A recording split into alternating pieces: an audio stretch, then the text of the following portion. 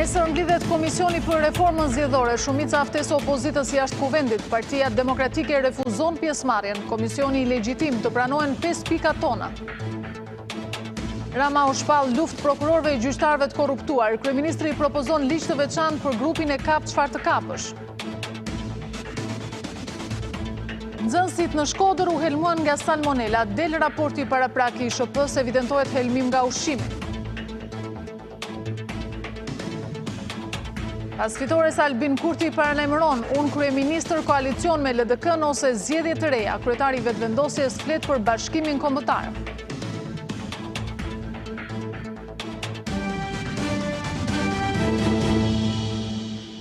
Përshëndetje, mirë se vini në edicionin informativ të orës 16 në Radio Televizionin Ora. Komisioni parlamentar për reformën zgjedhore ka thirrur një mbledhje të njëjtën në orën 10 ku ka ftuar edhe përfaqësues të Partisë Demokratike. Opozita refuzon pjesëmarrjen, ndërsa burimet i thanë në Radio Televizionit Ora se qëndrimi mbetet i njëjtë. Reforma mund të kryhet nga një strukturë e posaçme, jo nga një komision ku në përbërje ka individ që janë përfshirë në krim zgjedhor. Të njëjtën në orën 10, mazhoranca ka thirrur mbledhjen e Komisionit të Posaçëm Parlamentar për Reformën Zgjedhore, ku në rend të ditës për diskutim ka ecurinë e agjendës së punës dhe konkluzionet e tryezës së organizuar nga OSBE më 25 shtator, me pjesëmarrjen e të gjithë faktorëve përfshirë dhe ata politik. Përfaqësuesit e mazhorancës janë kujdesur të lënë detyrë sekretariatit që për mbledhjen të njoftohen edhe përfaqësuesit e opozitës jo parlamentare, të cilët pas djegjes së mandateve vendi ju rezervua vetëm si fushgues. Por Partia Demokratike dhe aleatët e saj nuk e marrin në konsiderat ftesën, duke refuzuar dhe mos njohur këtë organ parlamentar. Radio Televizioni Ora kontaktoi përfaqësues të lartë të Partisë Demokratike, të cilët ripërsëritën qëndrimin se ai komision nuk ka legjitimitet, duke theksuar se reforma nuk mund të kryhet nga individ që janë subjekt i krimeve zgjedhore. Të njëjtët zyrtar të kontaktuar thanë se opozita e ka bërë publike platformën për reformën zgjedhore, duke theksuar se vetëm me pranimin e saj, Partia Demokratike dhe aleatët do të bëhen pjesë. Platforma e demokratëve përbëhet nga 5 pika ku dominon kushti që reforma zgjedhore të kryhet nga një strukturë e posaçme, pjesë së cilës duhet të jenë edhe përfaqësues të Shteteve të Bashkuara të Amerikës dhe të Europës. Partia Demokratike është e gatshme të ndryshojë sistemin elektoral. I ftuar në emisionin Tempora të Sonila Meços, sekretari i përgjithshëm i Partisë Demokratike, Gazmend Bardhi, thotë se opozita e ka bërë ofertën e zgjidhjes së krizës politike, e tashmë topi është në fushën e kryeministrit.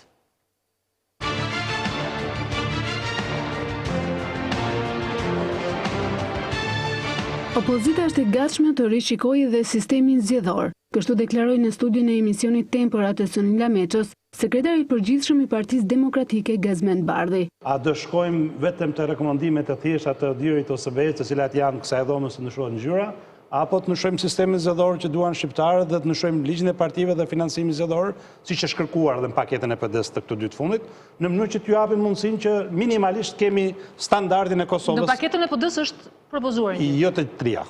Të trija, po. Sistemi jo. Edhe sistemi, po. Është një mirë, nëse e thua publikisht është ne kemi shprehur absolutisht po që e them publikisht, në dokumentin ton, nëse nuk gaboj, duhet jetë pika 1.4, aty ku flitet edhe për reformimin e partive politike dhe financimit tyre, kemi thënë, pra jemi të hapur për diskutuar reformimin e ligjit partive politike, reformimin e rregullave që lidhen me financimin e tyre dhe reformimin e sistemit zgjedhor. Pra janë të gjitha në një pikë. Përballë gazetarëve dhe analistëve, përfaqësuesja e shumicës Klotilda Ferrati u vu në vështirësi mbi ecurinë e reformës në drejtësi. Ju keni folur për një eksperiment. Nëse kjo është një eksperiment, pse ju keni folur për eksperiment? Pse brenda kushtetutës keni vënë afate aq të ngushta, nëse dinin që kjo është një eksperiment, nuk e kuptoj. Kjo nuk është një eksperiment. Është një eksperiment. Kjo është një reformë e thellë, e vlerësuar dhe që po jep frutet. Shumica premton që brenda dhjetorit do të zgjidhet një pjesë e anëtarëve të gjykatës kushtetuese, por opozita e sheh këtë të pamundur. Megjithëse deri në fund vitit ne sigur do të kemi 4 anëtarë gjykatës kushtetuese dhe 1 është 5, ndërsa nëse procesi i vettingut ose në ata që kanë aplikuar ka nga ata që kanë kaluar procesin e vettingut, mund të kemi mundësinë ta kemi me 6. Ndërsa për gjykatën e lartë, sipas kushtetuesës vetëm mund të emëron në këtë moment 2 anëtarë, kaq. Gjova një pohim këtu që gjykata kushtetuese mund ngrihet brenda dhjetorit, praktikisht dhe nga pikpamja kushtetuese është e pamundur, dhe kjo është të gënjesh qytetarët shqiptar, është të gënjesh edhe partnerët ndërkombëtar. Ndërsa Gerti Shella kërkon ngadalësim të procesit të vetingut dhe për këtë ka një arsye të fortë. Duhet të ngadalsojnë ritmet e procesit të vetingut. Do ta shpjegoj Sonila pse. Nëse do të ecim me këto ritme, në krye të 7 viteve, zoti Krastiqi, ne do të kemi gjykata të boshatisura dhe do të gjendemi përballë rrethanës skandaloze të kompromitimit të qëllimit numër 1 të reformës së drejtësisë, që ishte promovimi dhe rritja e eficiencës gjyqësore. Qeveria holandeze mendon sërish se Shqipëria nuk është gati të hap negociatat, por duket se e ka zbutur qëndrimin për të vënë veto në takimin e ministrave të punëve të jashtme në 15 tetor apo samitin e liderëve europian në 18 tetor. Gjithsesi Holanda duket se do të preset e vendimin e Francës më 15 tetor.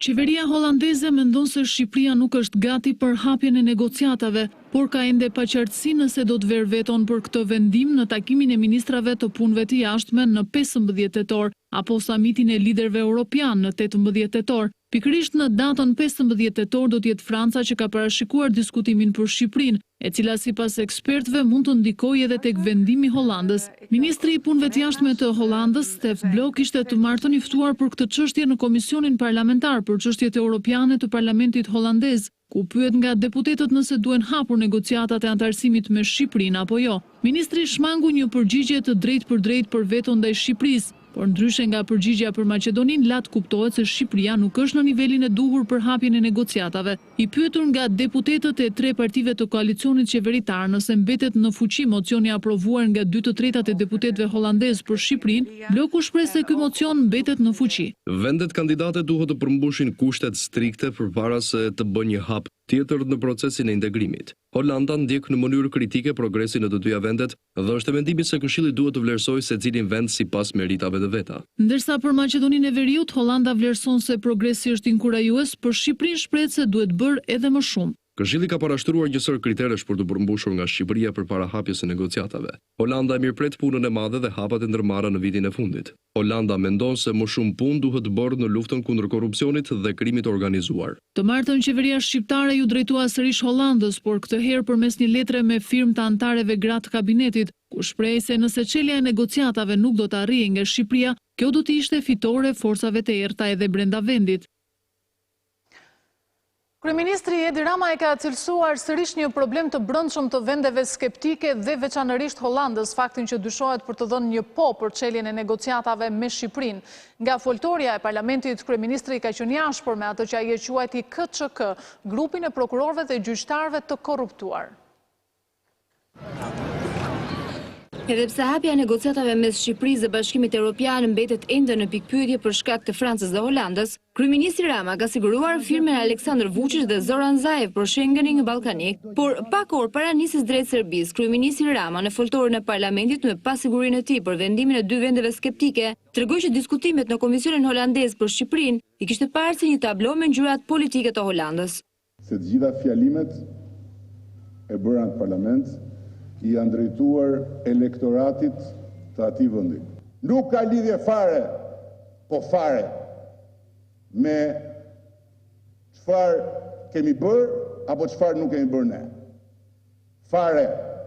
Në fjalimin e tij kontradiktor, shefi i majorancës nga njëra anë shpreh se vendimi i Bashkimit Evropian nuk ka të bëjë me atë se çfarë ka bërë apo nuk ka bërë Shqipëria, por nga ana tjetër akuzon opozitën jashtë parlamentit se po minon çeljen e negociatave me qëndrimin e saj në kancelaritë perëndimore.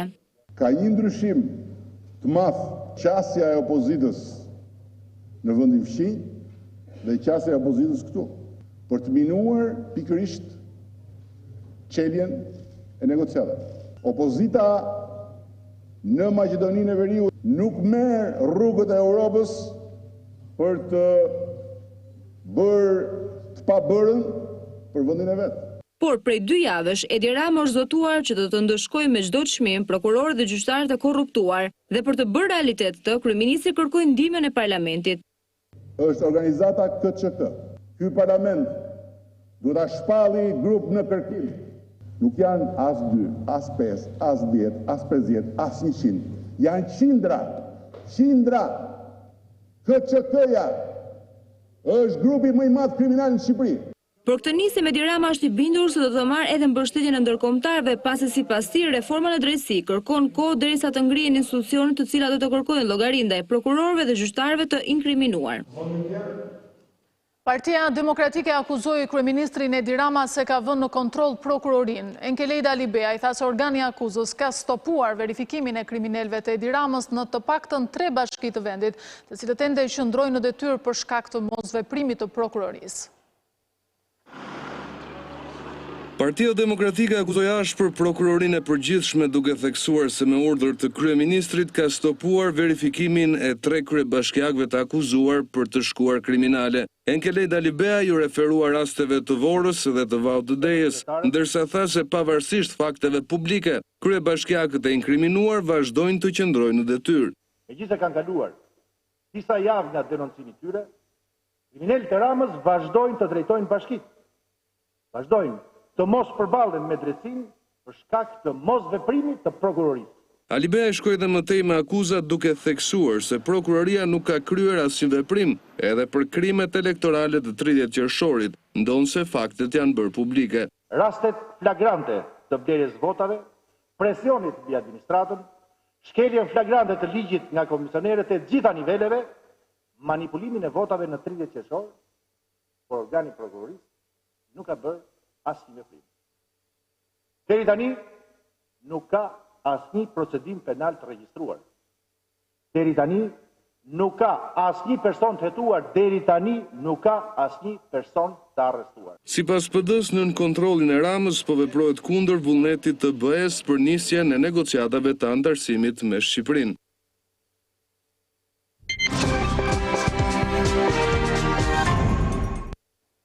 Përmbajtja e lartë e salmonelës në produktet ushqimore që blieshin pranë një fast foodi është shkaku i helmimit të 61 nxënësve të shkollës së Postribës në Shkodër. Ora ka zbardhur raportin paraprak të shëndetit publik ku thuhet se nga 21 monstra 16 rezultuan me përmbajtje të lartë të bakterit që shkakton probleme shëndetësore. Tashmë priten edhe rezultatet e analizave të AKU-s që ka marrë monstra ushqimore në fast foodin e dyshuar që shkaktoi helmimin masiv. Ushqimi infektuar me salmonel është shkaku i helmimit të 61 nxënësve të shkollës së Postribës. Ky është përfundimi i analizave të monstrave të marra nga Instituti i Shëndetit Publik pas rastit. 61 nxënësit e shkollës së mesme të bashkuar të Postribës janë helmuar nga prezenca e salmonelës në ushqime. Ky është rezultati i analizave të marra nga Drejtoria e Shëndetit Publik në Shkodër, një kopje të cilave i është dorëzuar institucionit të prefektit, autoritetit kombëtar të ushqimit dhe inspektoriateve të tjera të përfshira në hetimin e kësaj ngjarje. Nga 21 monstra të marra, 16 prej tyre kanë rezultuar pozitive me prezencë të salmonelës. DSHP-ja Shkodër në kuadër të hetimeve për zbardhjen e shkaqeve të helmimit masiv të nxënësve të Postribës, kishte marrë monstra të ushqimeve dhe të ujit nga një fast food ku nxënësit thanë se kishin blerë e konsumuar ushqime të shpejta. Fast foodi u mbyll nga autoriteti kombëtar i ushqimit, ndërsa tashmë priten hapat e tjerë ligjor që do të ndërmerren. Për masat që mori ngjarja për shkak se 61 nxënës kanë marrë ndihmën mjekësore në spital, nga të cilët 14 mbetën të shtruar, vunë në lëvizje edhe institucionet. Kushdo që ta ketë përgjegjësinë, ai të vihet para përgjegjësisë ligjore me qëllim që ne këto fenomene ti stopojmë dhe mos na ndodhin. Pas një takimi me drejtuesit e shëndetësisë, higjienës dhe sigurisë ushqimore, prefekti i Shkodrës paralajmëroi kontroll në të gjitha subjektet që ushtrojnë aktivitete pranë shkollave me fokus të veçantë fast foodat. Qeveria shqiptare do të propozojë ngritjen e qendrave të edukimit për burrat që dhunojnë gratë. Kryeministri Edi Rama ka theksuar se është duke u hartuar një projekt ligji i posaçëm për këtë çështje, ndërsa shtoi se gratë nuk kanë gjetur mbrojtje as nga sistemi i drejtësisë. Një studim i fundit i OSB tregoi se 22% e grave dhe vajzave kanë qenë viktima të dhunës fizike. Për t'u përgjigjur këtij fenomeni, qeveria shqiptare është duke hartuar një projekt ligj që parashikon masa më të ashpra për dhunuesit. Për situatën, kryeministri fajson dhe prokurorët e gjyqtarët. Kemi një sërë prokurorësh e gjyqtarësh që e dinë se nuk mund të kalojnë vettingun. Ata po luajnë sikur është vakti i fundit, pra nuk po luajnë mirë dhe duan që t'i kenë të gjitha. Ky proces i kalbur i drejtësisë ka krijuar një zinxhir të gjatë ngjarjesh tragjike, presioni dhe dhune. Gratë dhunohen 2 herë nga burrat dhe sistemi i drejtësisë. Një zgjidhje për burrat e dhunshëm, Rama shikon edhe qendrat e edukimit. But I think it's time to think about re-education centers for men. Mendoj se ka ardhur koha të mendojmë për qendra edukimi për burrat që trajtojnë keq gratë. Nuk duhet të jetë kaq e thjeshtë që ata dhunojnë dhe ja mbathin për shkak të sistemit kalbur të drejtësisë. Këta burra duhet të mbajnë përgjegjësi për çdo gjë të gabuar që bëjnë ndaj familjes. Ndaj, duhen bërë hapa përpara në këtë drejtim. Në forumin e dytë rajonal me temë fund dhunës ndaj grave në Ballkanin Perëndimor dhe në Turqi, ambasadori Luigi Soreka tha se Bashkimi Evropian është angazhuar për të mbështetur barazinë gjinore. We, the European Union, we are strongly committed. Lufta kundër të gjitha formave të dhunës ndaj grave dhe vajzave në sferën publike dhe private është një fushë kryesore veprimi. Iniciativat tona të reja fokusohen në eliminimin e të gjitha formave të dhunës. Për ministren e shëndetësisë Ogerta Manastirliu, pavarësisht të arritjeve, mbetet ende punë sa i përket dhunës ndaj grave dhe vajzave. Vitin e kaluar, 18 gra humbën jetën si pasojë e dhunës nga partnerët e tyre. Tregjet bosh dhe trendi në rritje i aplikimeve për lotarinë amerikane janë dy tregues të gjendjes së varfërisë dhe dëshirës për të ikur nga qyteti i veri lindor. 4 vjet pas largimit masiv drejt vendeve të Bashkimit Evropian si azil kërkues, të rinjt kuksian tashmë po kërkojnë këtë mundësi përmes rrugës ligjore që ofron programi i Shteteve të Bashkuara. Mungesa e blerësve në tregun e rrobave të përdorura në Kukës për tregtarët nuk tregon se klientët janë drejtuar butiqeve, por gjendjen ekonomike të familjarëve kuksian. S'kan lek, njerëz. Nuk kanë lek, janë bo njerëz fukara. Emigracioni ka lënë pak të rinj në qytetin e Kukësit. Këtë Gjermani kanë Grënia. Janë largu njerëz nga Shqipëria gjithë. Nga varfëria, nga... Por edhe ata që kanë mbetur jetojnë me plane për të ikur. Fluksi i lartë i aplikimeve për lotarinë amerikane e tregon më së miri. Në qendrat e aplikimit thonë se ethet e lotarisë amerikane i kanë prekur masivisht kuksianët si një zgjidhje ligjore për t'u larguar. Trendi është në rritje, çdo ditë vijnë aplikant, pra këto ditë të para ka pas goxha, një pjesë e madhe kanë ardhur dhe janë interesuar, kanë marrë informacion se çfarë kërkohet dhe si është procesi. Rreth 3500 familje kuksiane emigruan drejt vendeve të Bashkimit Evropian në vitin 2015. Vetëm një pjesë e tyre u rikthyen, ndërsa tashmë po e kërkojnë rrugën e largimit nga Kuksi përmes lotarisë amerikane. Kuksi në fakt prej vitesh qëndroni vetëm në krye të rajoneve më të varfra në Shqipëri dhe Ballkan.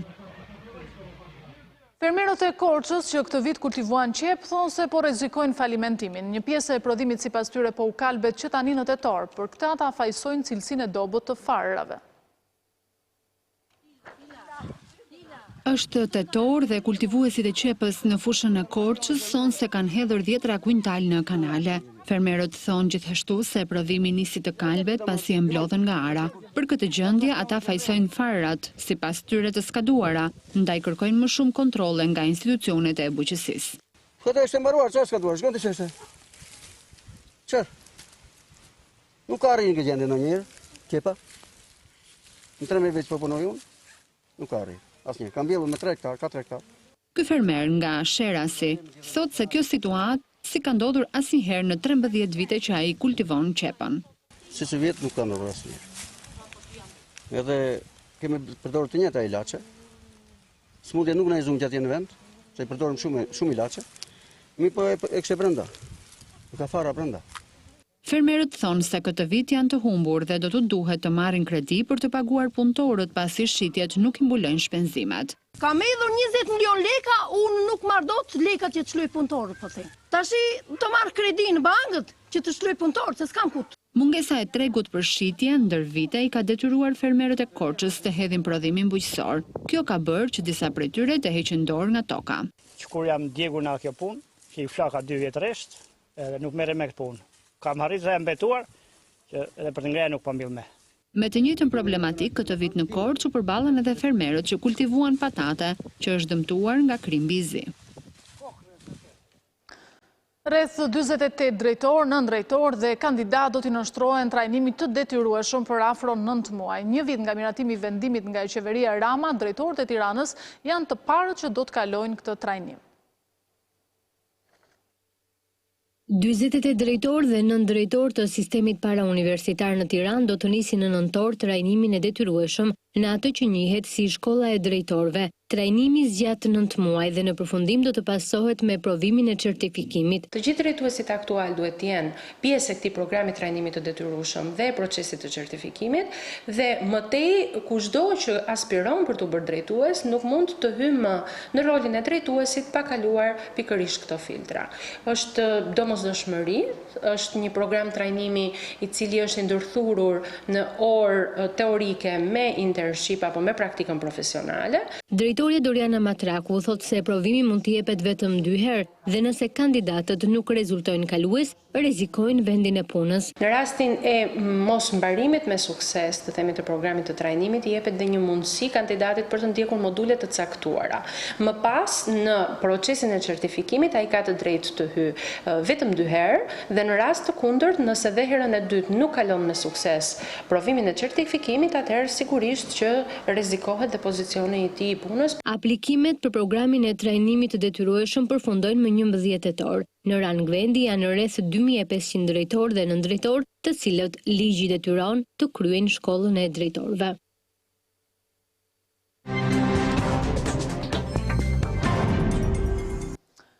Varfëria dhe mundësit për të bërë karrierë kanë detyruar 40% të shqiptarëve të kualifikuar që të largohen nga vendi. Banka Botërore ka publikuar një raport ku theksohet se largimi i trurit është kthyer në shqetësim serioz për vendet që janë në zhvillim. Ndërkohë në Shqipëri rreth 35% e popullsisë jeton me të ardhura nën 6.000 lekë në ditë, duke u renditur ndër shtetet më të varfra. Emigrimi i trurit nga Shqipëria vjen që të mbetet në nivele alarmante. Të dhënat e Bankës Botërore tregojnë se personat me arsim të lartë përbëjnë 40% të numrit në total të emigrantëve që kanë zgjedhur të largohen nga Shqipëria. Faktorët që i kanë detyruar sipas raportit të Bankës Botërore janë pagat më të larta në Bashkimin Evropian, mundësi për avancim profesional dhe trajnim, të ardhme më të mirë për anëtarët e familjes, siç janë mundësitë arsimore për fëmijët, si dhe kushte më të mira jetese dhe pune. Nga të dhënat zyrtare rezulton se në 9 muajt e këtij viti janë larguar drejt Unionit të Bashkimit Evropian rreth 1000 mjek dhe infermier. Madje situata në Shqipëri krahasohet me Kazakistanin, Kirgistanin dhe Taxhikistanin. Në raport nënvizohet se trendet të tilla të vazhdueshme shpesh janë simptom dhe jo shkak i problemit bazë. Për të ndryshuar situatën, Banka Botërore sugjeron përmirësim të qeverisjes, fuqizim të institucioneve në vendet e origjinës, të cilat janë politikat afatgjata. Midis tyre përmendet nxitja e sektorit privat dhe fuqizimi i krijimit të vendeve të reja të punës, investimi në arsimin e lartë dhe rritja e mundësive për gratë në ekonomi. Një tjetër shqetësim që ngrihet është edhe niveli i varfërisë, edhe pse ka pasur një rritje të numrit të punësuarve në Shqipëri, theksohet se varfëria mbetet e lartë pasi rreth 34.6% e shqiptarëve vlerësohet se jetojnë nën $5.5 në ditë në vitin 2019, i njëjti nivel me Gjeorgjin. Në këtë mënyrë, vendi ynë përfshihet në listën e popullsive më të varfra, pasi nëse e krahasojmë me Kroacinë, me $5.5 në ditë jetojnë vetëm 4% e banorëve, në Bullgari vetëm 7%, në Kazakistan vetëm 8.4% dhe në Kosovë vetëm 18.5%. Opozita dhe kreu i Bashkisë Tiranë kanë vjuar sot me akuzat në lidhje me pronësinë e kopshtit botanik. Partia Demokratike dhe LSI-ja akuzuan kreun e Bashkisë se po e merr tokën për të dhënë leje ndërtimi. Por nga foltorja e Bashkisë, Erion Velia i akuzoi opozitën dhe rektorin Mynir Koni që sipas tij ka pranuar më herët një marrëveshje.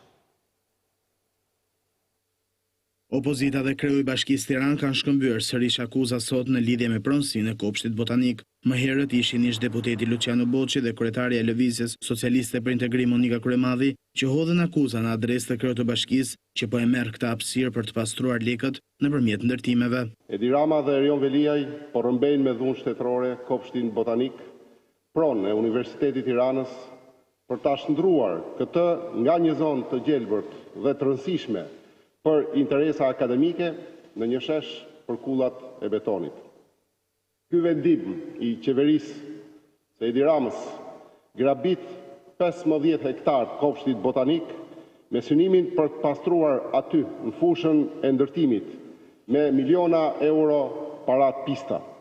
Idiokracia e rilindjes, e cila kërkon që çdo institucion të arsimit ta kthej në përfitim dhe në lavatriçet pastrimit parave, është mbi gjitha e domosdoshme një ndërhyrje dhe një ndërgjegjësim kombëtar dhe qytetar i të gjithë neve kudo që jemi. Ndërkohë, duke shfrytzuar një komunikim për maratonën e Tiranës, kreu i bashkisë akuzoi politikën që, siç tha ai, nuk di të bëjë asnjë punë përveç se të akuzojnë. Tash këta kanë 70-80 vjet, ca janë politik, ca janë për rektorate, nuk i hapin rruga si të riu dhe vazhdojnë mbajnë këto interesa dhe kur janë në fund karrierës tyre. Po bëjta hajdreshi një gjest mirë në fund karrierës, ik me nder nga politika, ik me nder nga rektorati, ik me nder nga akademia, lërja stafetën disa të rinjve që ta çojnë më lart. Veliaj nuk kurseu akuzat as në adresë të Mënyrkonit, që sipas tij në prani të personave të tjerë i ka shtrënguar dorën me marrëveshje për këtë projekt. Unë dallim nga Mënyri, nuk jam legend që them një fjalë sot edhe nesër e shes. Gjithë ata që bëjnë shkencë dhe që nuk janë pjesë e pazareve, të 5.000 lekshave të nusëve dhe të tenderave të rojeve të Mënyrit, unë ju garantoj sot që ju vetëm që do keni mundësi të bëni shkencë, po do keni më shumë akses dhe do keni edhe më shumë financim, se bashkia e ka fuqinë të sjell bimësi. Bashkia ka një agjenci të parqeve të rekreacionit. Historia e përplasjeve për kopshtin botanik vijon prej disa muajsh, kur me një vendim të Këshillit të Ministrave u mor vendimi për të kaluar në pronësi të Bashkisë së Tiranës, gjë që u kundërshtua nga stafi pedagogjik dhe studentët që kanë mbështetjen e opozitës.